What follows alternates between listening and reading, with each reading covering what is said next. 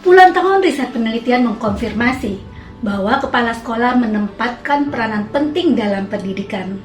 Kepala sekolah memiliki kebebasan yang cukup untuk menempatkan prioritas di sekolah mereka. Kepala sekolah lain dapat mengatur jadwal pelajaran, menyisihkan waktu untuk pertemuan guru, serta menyediakan waktu guru untuk pengembangan profesional.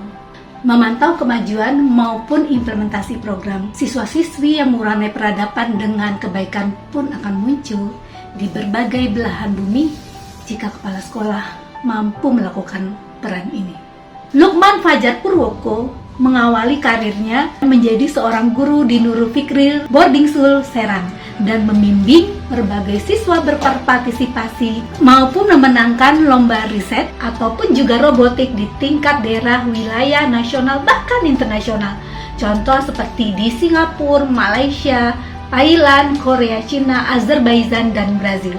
Lukman Fajar menjadi kepala sekolah untuk pertama kalinya di SMP IT Nurul Fikri Boarding School untuk memimpin sekolah yang baru didirikan untuk pertama kalinya. Tahun keempat di Bogor, Lukman ditugaskan memimpin di SMA IT Nurul Fikri Boarding School Bogor. Lukman mengawali sertifikasinya dari guru. Kepala sekolah kemudian melengkapi dengan sertifikasi coach yang terakreditasi ICF dan juga sertifikasi trainer level 4 BNSP. Lukman juga pernah menjadi wali asrama, wakil kepala bina santri, PJ Laboratorium Elektronika, wakil kepala sekolah, dan berbagai tugas lainnya. Gut call atau inner call yang menguatkan Lukman Fajar memilih profesi ini sebagai jalan untuk kelak meninggalkan warisan kebaikan atau legacy. Apa saja fenomena dan gejala sosial yang muncul di masyarakat yang memperkuat Lukman Fajar memilih profesi kepala sekolah. Dan apa saja tantangan yang dihadapi bagi seorang Lukman Fajar ketika memilih profesi kepala sekolah. Apa saja kompetensi yang harus dipenuhi untuk menjalankan profesi ini. Apa saja inovasi harus dilakukan bagi siapapun yang berprofesi kepala sekolah agar sekolah menjadi institusi yang melahirkan siswa-siswi yang berkualitas mewarnai peradaban.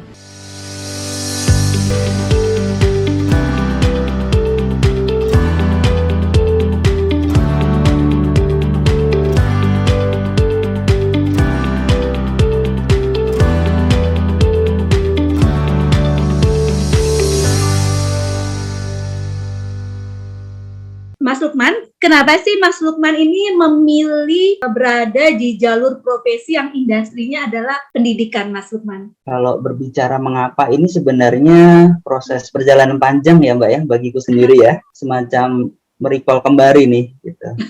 Memorinya. Latar belakang pendidikanku itu kan sebenarnya aku dulu sebagai anak SMK ya Mbak ya, anak SMK, dan sebelum SMK itu pun aku nanya ke orang tua ya, ke bapak gitu kan, Pak kira-kira bisa nggak sih muliahin gitu ya. Jadi sederhana banget gitu ya. Dan pada waktu itu bapak terdiam gitu kan, karena memang kondisi keluarga pada saat itu, ekonomi dan sebagainya. Nah terus aku pilih SMK. Nah ketika SMK aku justru ketemu teman-teman yang ternyata banyak mengajak aku untuk eksplorasi di dunia pendidikan. Jadi aku sempat terlibat dulu di organisasi pelajar ini, dan aku sangat luar biasa. Tapi pada saat itu sebenarnya belum sadar, Mbak. Lucu ya, belum sadar gitu. Justru aku malah baru sadar tuh akhir-akhir ini. Jadi latar belakangku tuh kan elektro, karena aku pengen dinamis, pengen langsung bekerja dan sebagainya. Nah, ketika lulus SMK, justru malah pada waktu itu mewakili sekolah ke industri. Kalau aku bisa lolos di industri, waktu itu salah satu perusahaan besar lah, maka akan dapat sertifikat kompetensi semuanya, satu sekolah itu, satu jurusan ya. Nah, alhamdulillah pada waktu itu lulus dan langsung ditawarin kerja sebenarnya. Tapi aku tolak, gitu kan, aku tolak. Waktu itu, udah mas, nanti bisa ke Jepang dan sebagainya gitu.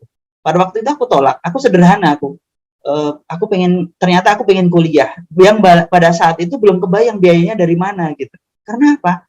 Karena ternyata aku ngerasa kok kayak ada kecocokan gitu ya di dunia pendidikan, yang pada saat itu aku nggak sadar itu bentuknya kayak apa gitu. Tapi aku senang aja ketika membimbing anak-anak, membimbing teman-teman di dunia training, pendampingan dan lain sebagainya gitu. Dan itu ternyata berlanjut, Mbak. Jadi ketika lulus kuliah, aku hanya doa gitu kan, ya Allah, izinkan aku berbuat baik dalam kebaikan gitu kan, tapi cukupkanlah rezekiku. Jadi karena aku punya legacy, kalau bahasanya sekarang mungkin ya, punya kebaikan yang terus menerus, tapi cukupkanlah rezekiku. Nah, dari situlah kemudian ternyata diundang nih ya, ditawarin sama temen di Nurul Fikri. Nah, disitulah journey-nya, diantaranya ya, yang semakin menguatkanku di dunia pendidikan. Jadi kalau ditanya-tanya apa ya, ya memang karena kalau aku yakini memang bahwasanya setiap manusia itu punya keunikan masing-masing, punya misi yang sesungguhnya itu telah diberikan oleh Allah kepada kita. Oke. Nah, Mas Lukman, tadi kan landasannya itu sebenarnya adalah ingin meninggalkan sesuatu kebaikan ya. Ada nggak sih suatu simptom ya, atau kejadian-kejadian, kegelisahan-kegelisahan di masyarakat yang membuat Mas Lukman, oke, final deh, saya berprofesi di industri pendidikan. Ini kegelisahan apa sih yang memperkuat Mas Lukman ya? Empati apa sih yang Mas Lukman kuatkan di dalam hati? Kalau aku pikir diantaranya yang pertama itu adalah kondisi masyarakat ya Mbak ya. Masyarakat ini ketika kita menginginkan adanya perubahan, menginginkan kehidupan yang tenang aja di masa depan ya, beradab, kemudian saling menjaga, gitu ya, saling menghormati, maka itu tidak bisa dimulai dari tanpa adanya pendidikan. Tetapi sayangnya pendidikan yang sekarang ini lebih banyak dipandang sebelah mata. Jadi aku sendiri sih melihat gini Mbak, jadi banyak orang-orang yang kemudian memasrahkan ya dalam tanda kutip anak-anak mereka itu ke sekolah begitu saja tanpa kemudian melakukan proses pendidikan di rumah gitu kan, tanpa kemudian memperbaiki dirinya gitu. Itu di satu sisi juga mereka nggak mau belajar gitu ya.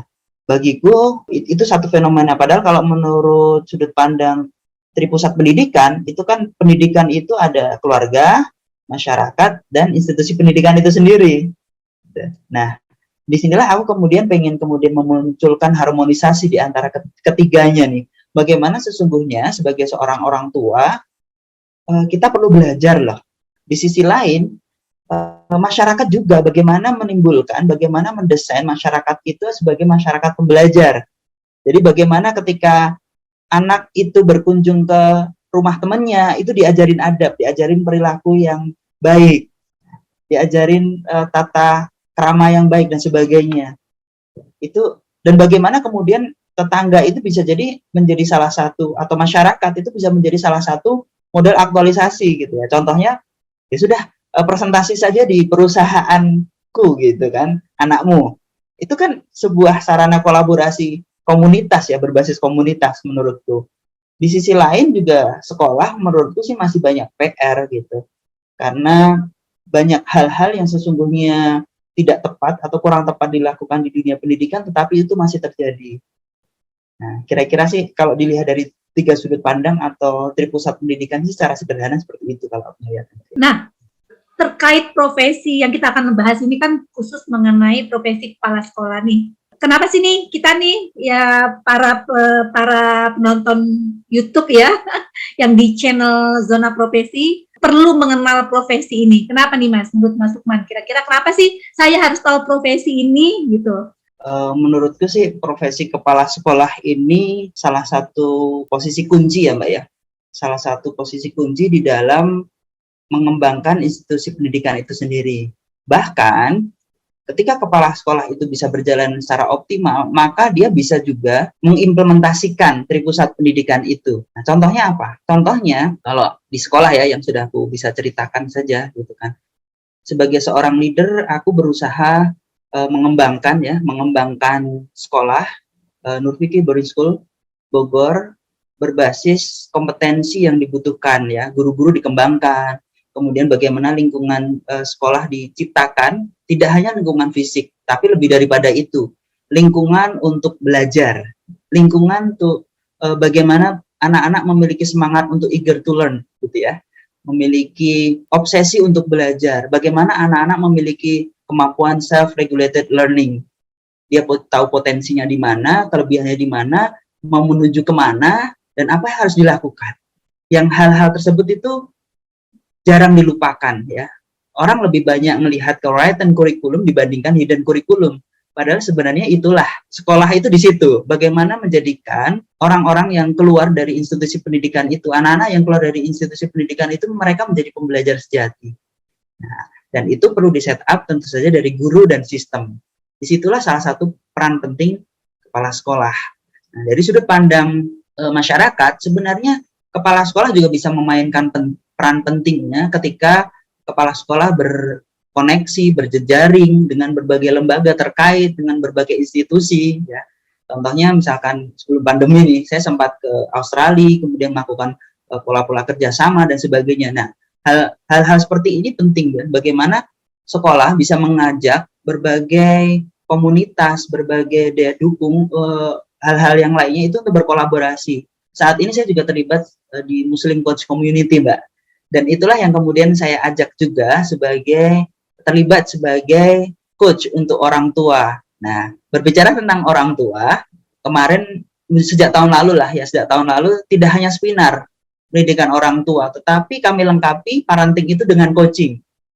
Nah, jadi setelah parenting, kemudian dilakukan coaching, dan itu alhamdulillah testimoni dari para pesertanya luar biasa dari orang tua itu, karena mereka memiliki kesempatan untuk eksplorasi dan sebagainya. Sumbernya dari mana? Dari salah satunya dari Muslim Coach Community. Nah, itu yang aku sebut bagaimana sebenarnya kepala sekolah punya peran-peran yang sangat strategis ya, bagaimana mensinergikan ini semua sehingga sekolah bisa lebih powerful di dalam mendidik anak-anak. Jadi kalau dilihat dari sebuah konsep, misalkan instructional leadership ya, jadi sesungguhnya kepala sekolah itu punya peranan penting, Mbak. Bagaimana kepala sekolah itu mengorganisasikan sistem di dalam sekolah itu sendiri untuk menuju apa? Proses pencapaian peserta didik itu sendiri, pencapaian dari siswa itu sendiri. Jadi bukan hanya kemudian berarti nilai-nilai yang ada di rapor saja, tetapi jauh lebih dalam daripada itu. Bagaimana kepala sekolah sebagai instructional leadership yang memiliki peran-peran instructional leadership, mereka bisa mendesain sekolah itu inline.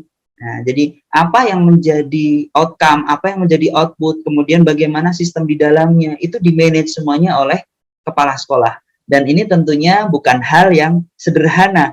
Bagaimana resources yang ada dimiliki ya, kemudian bagaimana sudut pandang SDM yang ada di sekolah, resources yang ada di sekolah, bagaimana resources yang ada di eksternal itu dikolaborasikan sedemikian rupa sehingga berdampak pada student outcome. Nah, ya, bagaimana iklim di sekolah, bagaimana instructional organization itu kalau menurut Bossard ya, nah itu dikolaborasikan oleh principal instructional management behavior. Kalau menurut Hellinger, di dalam menguatkan instructional leadership ini, paling tidak ada 3 hal, yaitu bagaimana sekolah itu bisa memiliki kejelasan, misi, dan tujuan utama sekolah. Yang kedua, sekolah itu bisa memiliki struktur akademik dan proses pembelajaran yang jelas. Yang ketiga, sekolah itu bagaimana bisa mengembangkan orang lain. Nah, ini kan sebuah tantangan ya, ini dilihat dari sudut pandang instructional leadership.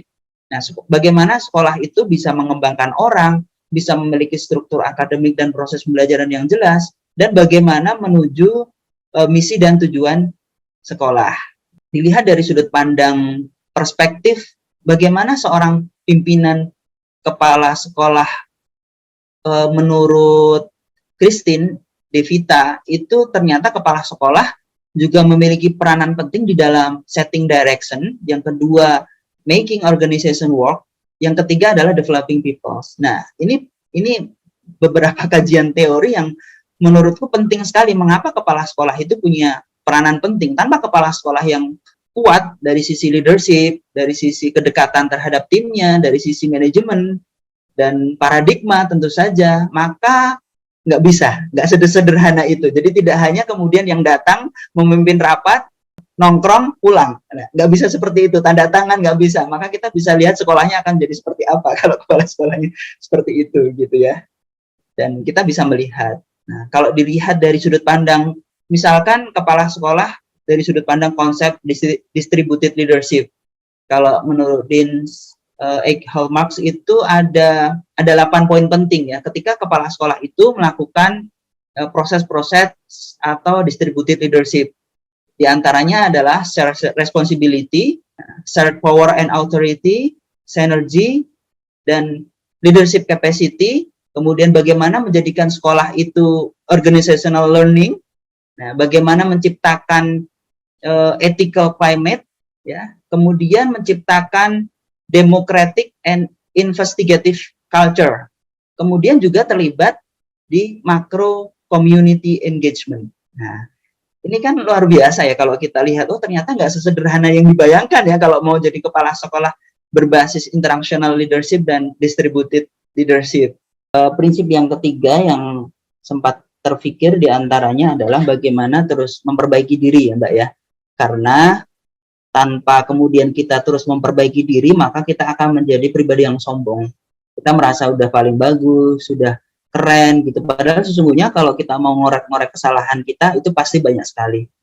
Nah, artinya dengan prinsip terus memperbaiki diri, harapannya kita menjadi seorang hamba Allah yang kemudian senantiasa bermuhasabah, senantiasa mengkoreksi diri kita, apakah yang kita lakukan itu sudah sesuai ridho Allah atau belum. Kita bisa memperbaiki diri kita, menjadikan diri kita lebih baik lagi, terus belajar, bagaimana kemudian bersikap pada orang lain, pada keluarga kita, pada sekitar kita, dan kepada tim kita. Tentu saja apakah ada niat-niat yang tidak tepat, gitu kan? Ataukah ada kepentingan-kepentingan pribadi yang kemudian ternyata sekarang menjadi lebih dominan, atau menyembunyikan kepentingan pribadi tidak menjadi kebijakan sekolah. Nah, itulah yang patut diwaspadai ya. Jangan sampai kemudian sebagai seorang leader memanfaatkan jabatan itu untuk kepentingan pribadinya sendiri. Mas Lukman, apa sih yang membuat profesi ini menjadi satu profesi inspiring ya buat yang nonton di zona profesi ya, sehingga menginspirasi ya, baik orang tua, mau Gen Z, milenial atau siapapun penontonnya. Apa sih keistimewaannya dengan profesi kepala sekolah ini? Kalau saya melihat sendiri, kepala sekolah itu punya peranan yang sangat penting ya Mbak ya, di mana kepala sekolah itu menjadi sosok memimpin. Kalau ibaratkan pada zaman Rasulullah, mungkin bisa jadi gak kalah hebat dengan Khalid bin Walid ya, karena bagaimana kalau dahulu itu menaklukkan mungkin negara lain dalam rangka membebaskan umat-umat di dalamnya untuk beribadah. Begitu pula lah kemudian kepala sekolah bukan untuk menaklukkan wilayah lain, tetapi bagaimana menaklukkan ego dan hawa nafsu masing-masing. Itu yang lebih sulit ya, terutama ya. Bagaimana kepala sekolah ini mampu membebaskan orang-orang yang di dalamnya itu untuk beraktualisasi diri, untuk menemukan potensi dirinya, untuk kemudian bagaimana mereka bisa beribadah sebaik mungkin ya. Bagaimana mereka bisa menemukan dirinya, kalau bahasa anak sekarang, ini gue gitu kan, ini gue. Dan itu aku yakin kepala sekolah punya banyak peranan di situ, karena tadi bagaimana kepala sekolah bisa mengorganize orang-orang di dalam sekolah tersebut untuk menuju sebuah misi peradaban. Kalau menurut Syed Naqib Al-Atas itu bagaimana sebenarnya kita itu idealnya itu insan-insan yang di dalamnya itu menjadi insan kamil, yaitu apa?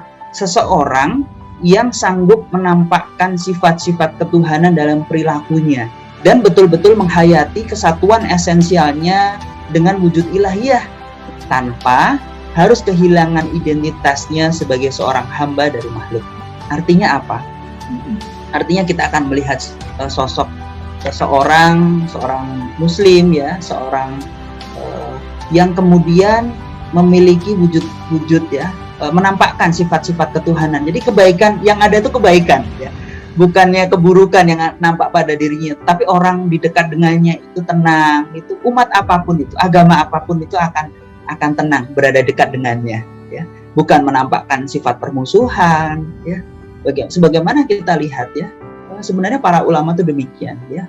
Bagaimana kemudian bisa memunculkan kebaikan-kebaikan itu, sehingga apa? Sehingga siapapun itu akan tertarik dengan Islam, siapapun itu akan kemudian berlomba-lomba di dalam kebaikan.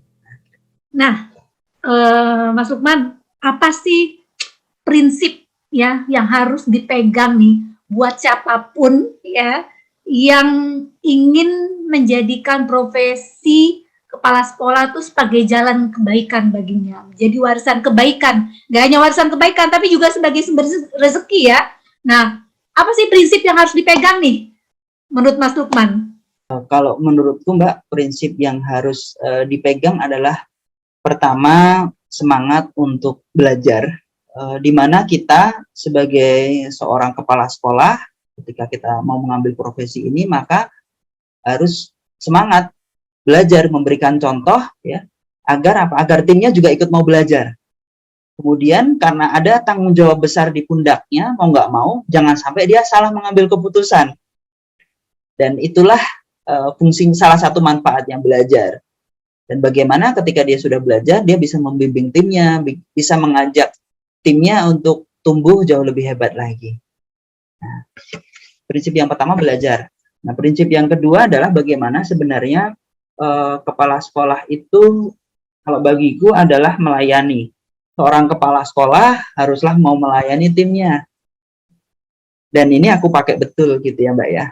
Dan luar biasa, tanpa kemudian saya minta balik, tim sudah memberikan segalanya. Ya. Kadang hal-hal yang sederhana, misalkan ada keperluan, ya udah dianterin keluar, belanja, nganterin, ada yang sakit dianterin ke rumah sakit, walaupun tengah malam. Kalau sakit ditengok, yang penting bagaimana kita melayani. Kalau ada yang butuh bantuan dibantu dan sebagainya, apapun yang ada pada diri kita berikan.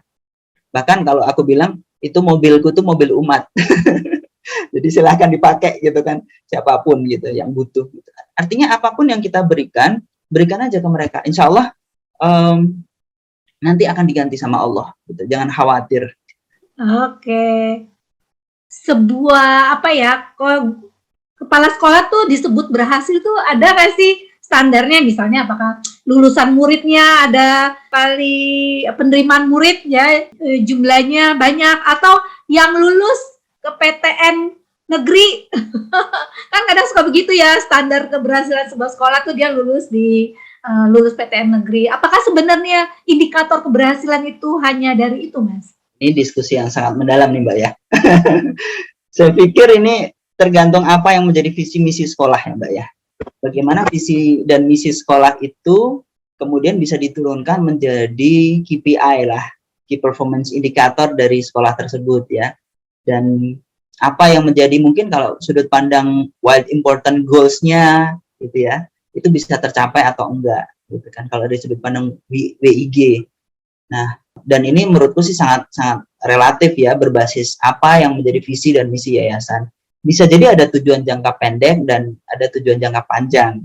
Nah, tujuan jangka pendek bagi sekolah-sekolah yang awal bisa jadi adalah standar ya. Kalau SMA mungkin tingkat keberterimaan di perguruan tinggi, atau mungkin versi LTMPT-nya gitu kan.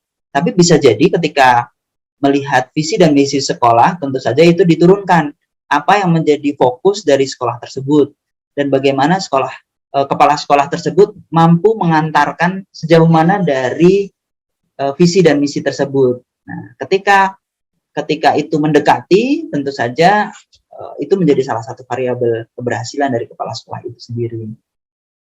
Yes, Mas Lukman sudah cerita ya tadi mengenai big why-nya, kenapa memilih profesi di industri pendidikan ya, terus indikatornya ya sebuah sekolah disebut berhasil gitu ya, atau kalau kepala sekolah sendiri ada nggak sih? Maksudnya kalau selama ini kan kita melihatnya secara organisasi ya, tapi kalau seorang kepala sekolah ya, kalau Mas Lukman sendiri apa sih indikator keberhasilannya? Kan ada KPI tadi ya, boleh tahu nggak sih bocoran KPI-nya kalau kepala sekolah? Ya Mbak, Jadi Yang boleh sebenarnya dibocorin aja, yang boleh dibocorin aja. yang boleh dibocorin ya, yang boleh dibocorin kalau untuk saat ini diantaranya adalah bagaimana keberterimaan di kampus, ya kan?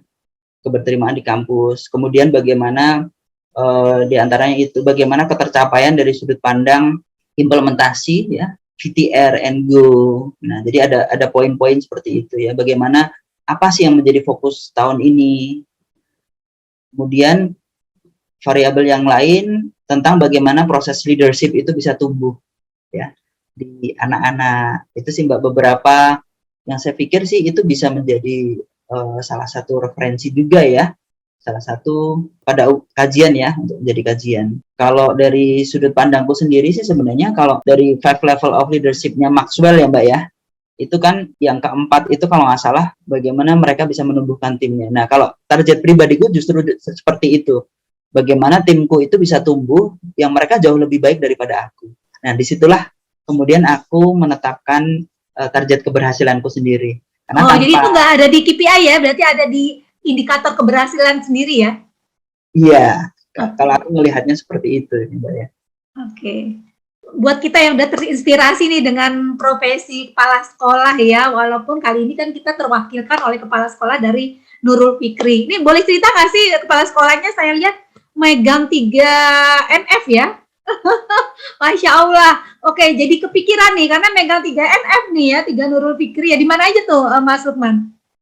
Oh iya, sebenarnya itu histori sih Mbak, bukan bukan saat ini ya. Kalau saat ini sih di Oh, SMA. Ya kalau sebelumnya saya jadi kepala sekolah di SMPI Nurul Fikri Boarding School Serang. hmm. Serang. Kemudian mengawali di SMPIT Nurul Fikri Boarding School Bogor. Kemudian tahun kemarin ya itu di SMA. Nah, kira-kira begitu Mbak. Jadi sedikit pengalaman. Oke. Nah, apa sih kompetensi ya? Ini apa sih langkah-langkah yang kita harus lakukan bagi Gen Z ya, yang nantinya dia pengen banget jadi kepala sekolah ya kan? Karena di sini ada leadership-nya juga bagus banget ya, harus bagus banget kalau sebagai seorang kepala sekolah. Nah, kompetensi apa sih yang harus dimiliki, langkah kunci apa aja sih yang harus dipersiapkan bagi siapapun yang ingin berada di unsur pendidikan, terutama pengen dititik menjadi kepala sekolah. Kalau berbicara kompetensi sih bisa dilihat dari berbagai sudut pandang ya Mbak ya. Bisa dari dinas pendidikan, bisa dari Kemendikbud gitu, ataupun berbagai referensi yang lain. Tapi bagiku yang paling penting ketika kita mau menjadikan profesi ini sebagai profesi di masa depan, diantaranya adalah bagaimana kita memahami potensi diri kita dulu.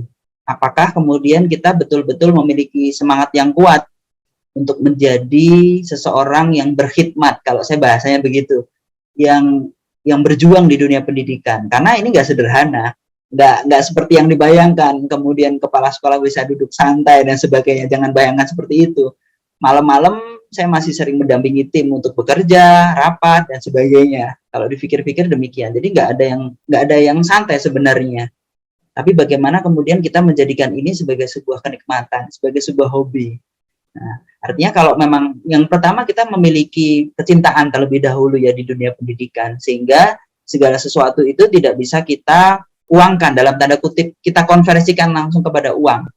Nah, nggak bisa seperti itu, karena nanti resultnya akan berbeda. Kalau bagiku rezeki itu akan menyusul ya, berupa rezeki uang itu akan menyusul. Allah akan memberikan sesuai dengan kebutuhan kita, dan Allah akan memberikan pada saat yang tepat, yakin itu. Masa kemudian kita sudah ngurusin orang lain, membawa kebaikan, masa Allah nggak menjaga kita sih? Nah, kita harus berbaik sangka kepada Allah, bahwasanya Allah akan kemudian menjaga kita, gitu ya, akan kemudian memenuhi rezeki kita, memenuhi kebutuhan kita. Yang pertama itu, ketika kemudian kita sudah memiliki keyakinan, kecintaan pada dunia pendidikan, maka mulai lakukan dengan berlatih pengorbanan, ya, melalui pola-pola leadership, ya, kepemimpinan, karena disitulah kemudian akan terlibat banyak dengan orang gitu. Ini nggak bisa diraih dengan instan, masalah leadership ini gitu ya.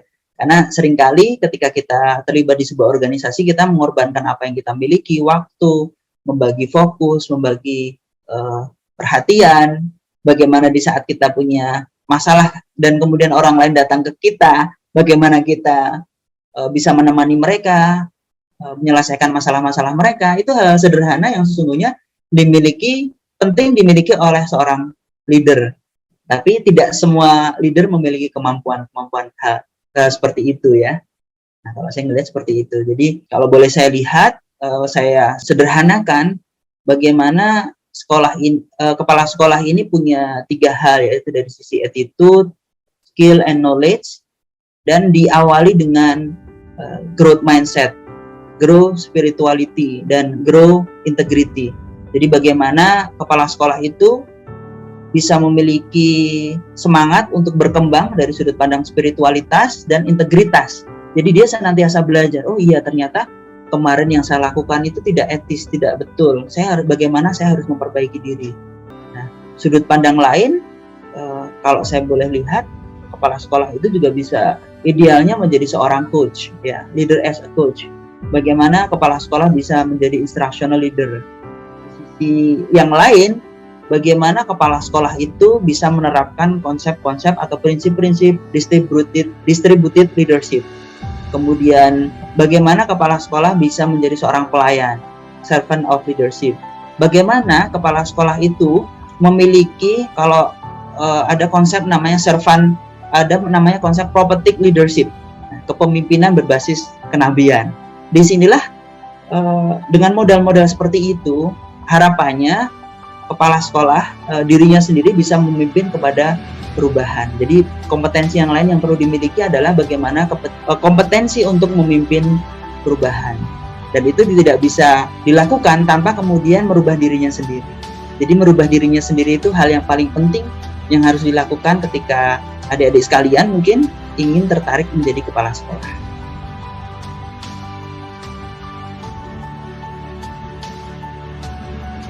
Memiliki kompetensi kreatif, communication, collaboration, dan critical thinking. Nah, dari 4 kompetensi ini, mana yang lebih urgent untuk kepala sekolah ya? Kita bicara, karena kan nggak mungkin skill itu kita dalam 16 skill itu semuanya kita expert di situ ya. Pasti tentu harus ada yang menjadi poin skill utama yang mesti kita bangun dari sekarang. Yang mana nih Mas, kalau dari kompetensi? Kalau saya sih memilih asset based management. Artinya apa? Artinya adalah saya tidak bisa menentukan secara mana yang paling penting, karena sebenarnya hal ini tuh saling mendukung ya Mbak ya. Kalau dilihat dari sudut pandang porsi aja ya, karena bagaimanapun ya ini menjadi satu paket. Nah, tinggal mana yang akan kemudian dilatih lebih tajam oleh adik-adik sekalian atau para pemirsa sekalian, ini yang menjadi poin penting menurut saya, ya kan?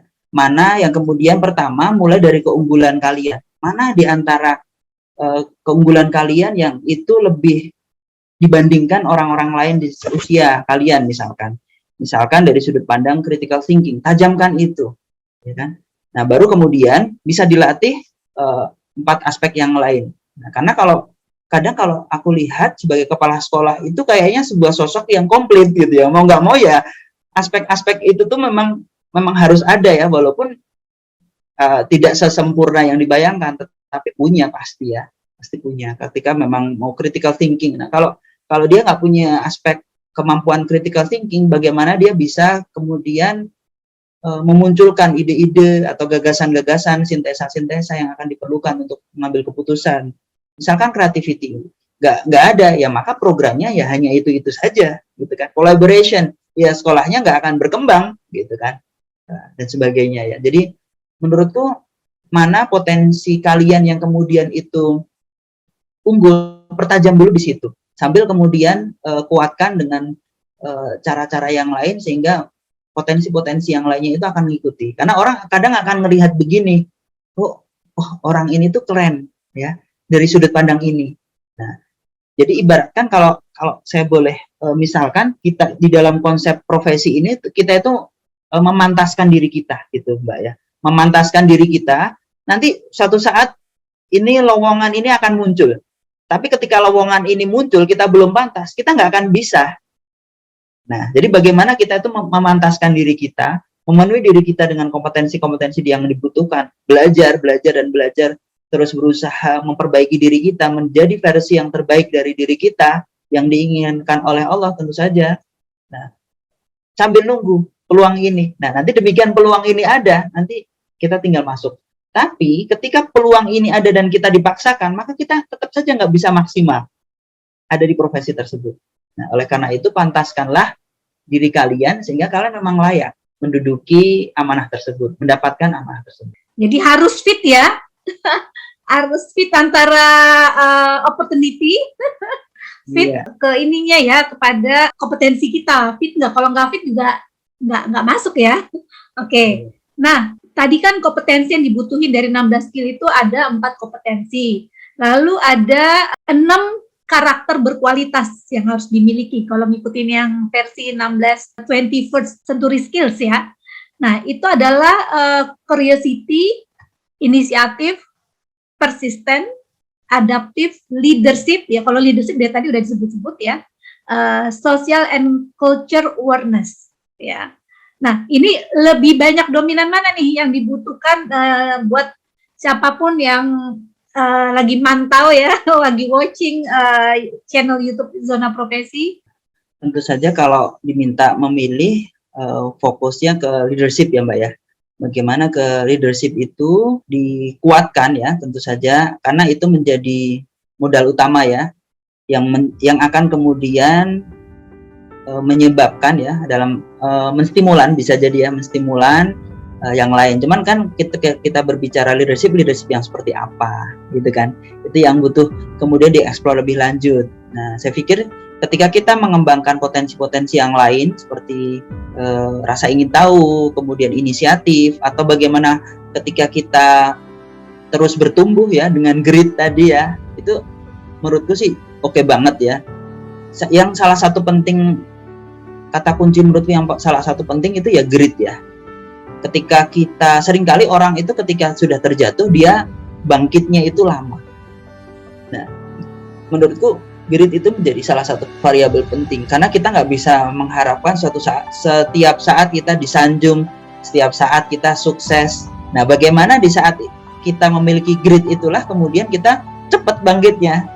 Oke, sekarang hari ini down, pagi ini down, tapi bagaimana 2 jam lagi, 1 jam lagi sudah fit lagi, sudah fight lagi. Nah, itu kecepatan itulah yang kemudian menurutku sih akan kemudian membantu kita, karena waktu kita itu kan berasal dari waktu-waktu ya. Seringkali kita mensia-siakan waktu-waktu yang sederhana sehingga kita tidak memiliki kapasitas yang cukup, tidak memiliki kapasitas yang cukup. Karena apa? Kita menyia-nyiakan waktu. Sehingga jangan sia-siakan waktu.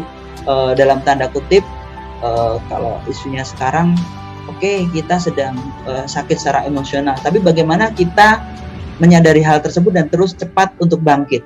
Jadi mempercepat kebangkitan kita, semangat kita. Nah, itu yang menjadi challenge bagi diri kita masing-masing tentu saja. Oke, saya sedang down, tapi bagaimana kemudian saya bisa bangkit lagi. Nah, tadi saya udah ngebahas kompetensi, karakter, kualitas dari karakter, dan ada literasi yang menjadi fondasi yang harus dimiliki. Nah, itu ada 6 tuh Mas Lukman ya: literasi, numerasi, scientific literasi, financial literasi, cultural and civic literasi, sama ICT literasi. Kalau dari sudut pandang kepala sekolah sih paling tidak sih dari sudut pandang literasi dan cultural ya Mbak ya. Nah, karena apa? Karena ini ilmu leadership ya. Literasi bagiku adalah ilmu salah satu dasar untuk mengambil keputusan, untuk melakukan inovasi, untuk mengembangkan sekolah itu sendiri. Sedangkan dari sudut pandang cultural and civic literacy, nah bagaimanapun itu adalah ilmu tentang manusia. Karena kita itu menggerakkan manusia, bukan menggerakkan barang. Sehingga bagaimana kita mengetahui, memahami apa yang menjadi motif manusia, apa yang membuat dia bisa bergerak, bagaimana mereka bisa belajar, bisa bekerja, itu menjadi poin penting. Sehingga sudut pandang manajemen adalah sudut pandang bagaimana literasi secara umum, ya, dan tentu saja di situ banyak sekali yang bisa diambil, pengembangan diri, manajemen, keputusan, dan sebagainya. Sedangkan dari sudut pandang bagaimana organize orang-orang, itu dari sudut pandang cultural and civic literacy, dan bagaimana kemudian kita bisa menempatkan diri sebagai sebuah lembaga nanti ya, ketika memimpin sebuah lembaga di konteks kenegaraan agar tidak salah langkah, tidak salah posisi dan sebagainya. Disitulah membutuhkan tentu saja peran-peran kewarganegaraan yang tepat. Apa sih saran dari Mas Lukman nih terkait roadmap-nya dari sekarang, misalnya dia masih kuliah atau dia masih SMA gitu ya, bagi buat orang tua nih, roadmap-nya apa yang harus didesain, strategi apa yang harus dilakukan dari sekarang. Nah, terkait jurusan kuliah deh. Nah, soalnya tadi Mas Lukman cerita kalau itu jurusannya tuh teknik. Apakah pada dasarnya untuk jadi kepala sekolah, kalau Mas Lukman bisa balik lagi, sebaiknya jurusannya apa sih? Kalau dilihat dari sudut pandang strateginya, kalau saya melihatnya sih anak-anak itu selama ini itu lebih dikuatkan dari sudut pandang, kalau mobil nih ya Mbak ya, itu bensinnya, tapi kurang dikuatkan dari sisi arahnya mau kemana. Nah, kalau saya ibaratkan seperti itu, anak dikasih bensin, mata pelajaran apapun kasih gitu kan, pembekalan apapun dikasih, tapi ilmu arah, GPS-nya itu nggak dikasih. Kamu mau kemana itu nggak dikasih, kurang. Nah, justru disitulah kemudian orang tua itu harus membekali anak itu ilmu GPS. Kalau istilah saya begitu ya. Jadi agar apa? Agar mereka itu tahu gitu ya. Selain ilmu GPS juga tentu saja ilmu tujuan mau kemana. Kemudian bagaimana mobil yang dimiliki. Ya. Mobil kita itu spesialisasinya di mana? Ya. Apakah untuk off-road atau sebaliknya? Ya kan? Atau city car? Tentu saja karakteristiknya berbeda. Kadang orang tua terlalu memaksakan, gitu kan? Ini off-road, tetapi dipaksa untuk di dalam kota dan sebagainya. Nah, oleh karena itu, langkahnya apa? Kenali potensi diri dulu. Nah, setelah kenali potensi diri dulu, apakah itu menjadi potensi dirinya? Ya. Apakah itu menjadi bakatnya, minatnya, gitu kan? Apakah itu menjadi sesuatu yang kalau dia kerjakan itu menyenangkan baginya, membahagiakan baginya, gitu. Karena sesungguhnya kalau itu dilatih terus-menerus, maka rezeki itu akan datang. Kalau orang sudah ahli, orang itu akan dicari. Bukan kita yang kemudian melihat profesinya seperti apa sesungguhnya. Tingkatkan kapasitas diri kita dulu, nanti itu akan ketemu orang yang membutuhkan kita. Kita harus optimis di situ, gitu kan. Dan kalau kita setengah-setengah, ya kita nggak akan dicari orang. Nah, secara sederhana seperti itu kalau sudut pandang. Artinya apa? Pertama, kenali potensi diri dulu, mau menuju kemana. Nah, ketika mau menuju kemana, maka bekal apa yang dibutuhkan? Kelebihannya di mana? Tajamkan itu, gitu kan? Nah, tajamkan itu. Kalau kemudian ibaratkan kita itu sudah diberikan kelebihan oleh Allah dengan potensi masing-masing ya. Kalau seseorang itu misalkan dokter itu kan sudah tentu saja diberikan stetoskop. Nah, kalau tentara diberikan senjata. Nah, seringkali kita sebenarnya itu punya potensi dalam tanda kutip misalkan ya. Kalau saya misalkan tentara, tetapi kita dipaksa pakai stetoskop, ya nggak bisa berbunyi gitu ya. Dan sebaliknya.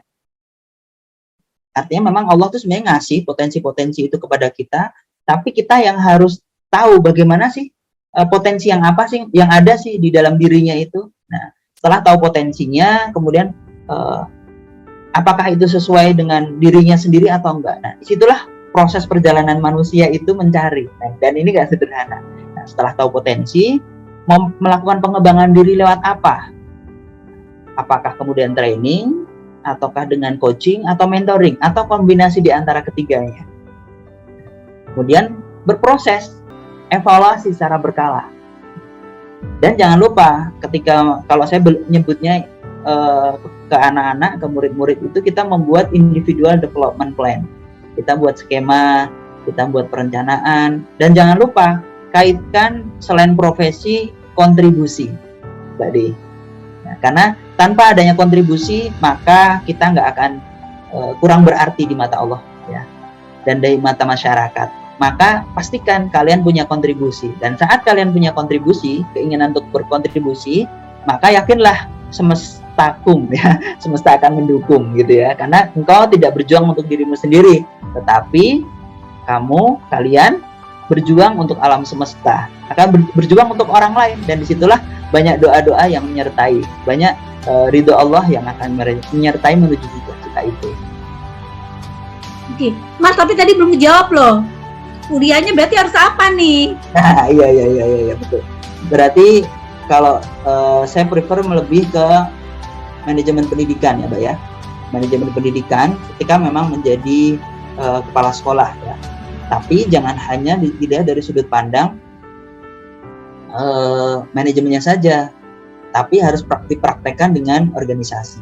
Kalau mau ngambil sudut pandang bidang studi juga boleh. Nah, naiknya nanti dari situ, dari bidang studi nanti masuk ke manajemen. Tapi tetap saja ilmu-ilmu organisasi itu harus dipelajari sejak SMA, ditajamkan lagi sampai kuliah. Pokoknya sampai mentok aja, sampai kemudian waktu kita itu seakan-akan habis pusing. Nah, disitulah kemudian kita bisa mengeluarkan potensi-potensi kita. Kalau kita masih bisa santai nonton Netflix dan sebagainya sepuasnya, ya kalau sesekali itu mungkin bagian dari lifestyle ya. Tapi untuk menghibur diri ya, untuk katanya untuk menghargai diri, itu pilihan ya.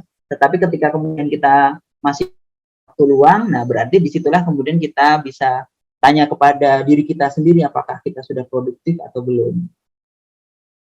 Nah, untuk memperkuat bagi siapapun yang memutuskan nanti berprofesi sebagai kepala sekolah, siapa sih role model ya? Kalau Mas Lukman sendiri modelingnya siapa sih nih? Sehingga istiqomah gitu ya, istiqomah inilah pilihan jalur profesi, jalur legasiku, jalur kontribusiku gitu ya. Nah, siapa nih Mas Lukman? Ya, kalau saya banyak sekali ya Mbak ya, tokoh-tokoh dan ulama yang banyak menjadi inspirasi ya. Misalkan diantaranya adalah Syekh Muhammad Naqut Alatas ya.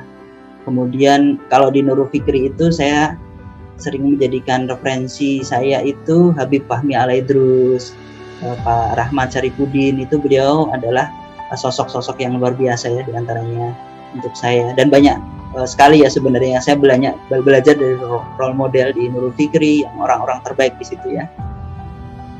Saya melihat mereka adalah orang-orang yang tulus ya di dalam pendidikan, mengorbankan segala sesuatu yang dimiliki gitu kan, dan terus berusaha menumbuhkan timnya sehingga menjadi orang-orang yang terbaik, dan bagaimana menciptakan sistem yang terbaik gitu, mengajak terus kepada kita untuk mendekat kepada Allah, dan itulah yang kemudian menjadikan saya terus bertahan ya. Mungkin bisa jadi tanpa sistem yang mendukung saya tidak bisa perform ya, tetapi justru dengan adanya sistem yang mendukung, lingkungan yang mendukung, itu bisa menjadikan diri kita jadi lebih baik lagi dan terus terjaga ya.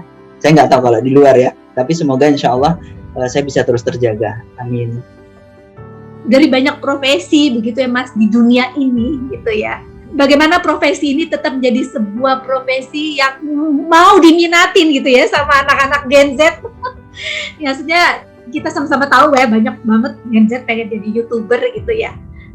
Coba deh kasih closing statement ya buat kita gitu, buat orang tua, buat siapapun nonton. Menjadi kepala sekolah adalah sosok yang luar biasa, yang insya Allah akan dicintai oleh murid-murid, dan juga nggak hanya murid-murid tapi guru-guru, dan disitulah kemudian maka segala keletihan itu akan hilang.